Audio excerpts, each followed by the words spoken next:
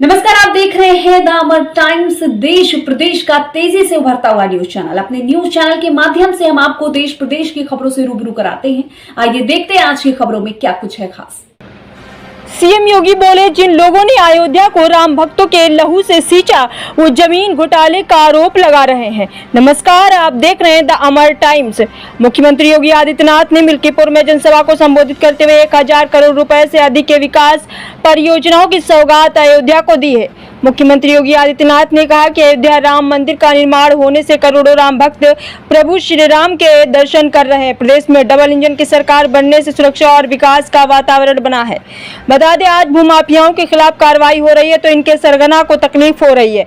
उन्होंने समाजवादी पार्टी पर निशाना साधते हुए कहा कि जिन लोगों ने अयोध्या को राम भक्तों के लहू से सींचने का काम किया है वो आज अयोध्या में जमीन घोटाले का आरोप लगा रहे हैं। अयोध्या में कोई जमीन घोटाला नहीं हुआ, बल्कि विकास परियोजनाओं के लिए ली गई जमीन के बदले 1700 करोड़ रुपए का मुआवजा लोगों को दिया गया है। मुख्यमंत्री योगी आदित्यनाथ ने अयोध्या के मिल्कीपुर में जनसभा को संबोधित कर रहे थे। इस मौके पर उन्होंने अयोध्या को 1004 करोड़ 74,63,000 की कुल 83 परियोजनाओं की सौगात देते हुए लोकार्पण व शिलान्यास किया। उन्होंने कहा कि यूपी में बने सुरक्षा और विकास के माहौल का ही परिणाम है कि आज प्रदेश में निवेश के लिए 40 लाख करोड़ रुपए के प्रस्ताव मिले। अब प्रदेश में नौकरियों की कोई कमी नहीं है। डबल इंजन की सरकार ने 6.5 लाख युवाओं को सरकारी नौकरी दी है। उन्होंने जनता से अपील करते हुए कहा कि सपा और कांग्रेस को दंगा फैलाने का अवसर मत दो। अयोध्या के दीपोत्सव से सपा के मुखिया और पाकिस्तान को तकलीफ होती है। मुख्यमंत्री योगी आदित्यनाथ ने कहा कि अयोध्या में हर साल होने वाले दीपोत्सव से राम भक्तों को खुशी होती है, पर इससे सिर्फ तो 2 लोगों को तकलीफ होती है, एक सपा के मुखिया को, दूसरे पाकिस्तान को, क्योंकि पाकिस्तान को पता है कि अयोध्या में जलने वाला एक एक दिया मानवता के लिए कैंसर बन चुके पाकिस्तान को नेस्त नाबूद करने की सामर्थ्य भी रखता है। उन्होंने कहा कि अयोध्या में हो रहे दीपोत्सव से सपा को इसलिए तकलीफ होती है क्योंकि ये अंधेरे में रहने के अभ्यस्त हैं, क्योंकि अंधेरे में ही डकैती डालने का काम करते हैं। अयोध्या मिल्कीपुर से संवाददाता अनिल विश्वकर्मा की देखिए खास रिपोर्ट। अयोध्या के मंदिरों में, अयोध्या के घाटों में जब दीप जलते हैं तो परेशानी 2 लोगों को होती है, एक सपा मुखिया को और दूसरा पाकिस्तान को। इन्हीं 2 लोगों को परेशानी होती है क्योंकि इन्हें मालूम है कि अयोध्या में जलने वाला एक एक दीप अयोध्या ही नहीं प्रदेश और देश को तो रोशन करेगा, लेकिन जो मानवता के लिए कैंसर बन चुका है ये पाकिस्तान, इसका नेस्तनाबूद भी करने की सामर्थ्य रखता है। लेकिन परेशानी पाकिस्तान भारत का दुश्मन है उसको तो होती है, लेकिन अपनी हिंदू विरोधी मानसिकता के लिए जाने वाली समाजवादी पार्टी को भी परेशानी होने लगती है। 17 के पहले गरीब का राशन समाजवादी पार्टी के गुंडे हजम कर जाते थे। किसी गरीब को राशन नहीं मिलता था।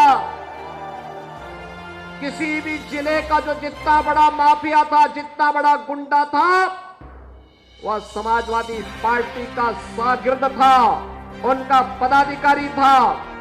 वहां पर संगठित अपराध में लिप्त माफिया भी थे, भू माफिया भी थे, पशु माफिया भी थे, वन माफिया भी थे, खनन माफिया भी थे। एक एक कोई भी माफिया किसी भी क्षेत्र का होगा वह समाजवादी पार्टी से प्रदेश के अंदर जुड़ा हुआ था। और परिणाम क्या था? ये माफिया की पैरेलल सरकार चलती थी। बबुआ अपने घर के बाहर नहीं निकलता था, बबुआ 12 बजे सो के उड़ता था और प्रदेश की जनता पिसती थी। माफिया समानांतर सरकार चला करके अराजकता और गुंडागर्दी का एक और तांडव करते थे। दूसरी तरफ मुस्लिम तुष्टीकरण की हद को पार करते हुए पर्व और त्योहारों में भी इन्होंने किस कदर अराजकता फैलाई थी, किस कदर अराजकता फैलाई थी। होली हो या दीपावली, रक्षाबंधन हो या शिवरात्रि, रामनवमी हो या जन्माष्टमी, इन पर्व और त्योहारों को इन्होंने बैन कर दिया था। यहां तक कि जन्माष्टमी के आयोजन को थाना, पुलिस लाइन और जेलों में इन्होंने रोक लगा दी थी। कहा जन्माष्टमी में भजन मत गाओ, थानों में नहीं होने चाहिए। आयोजनों को इन्होंने रोकने का काम किया था, क्योंकि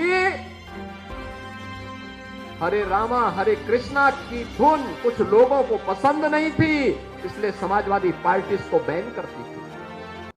अभी हमने आपको इस बड़ी खबर से रूबरू कराया है। ऐसे ही तमाम खबरों को देखने के लिए हमारे चैनल को लाइक, शेयर, सब्सक्राइब जरूर करें और बने रहिए हमारे साथ और देखते रहिए द अमर टाइम्स।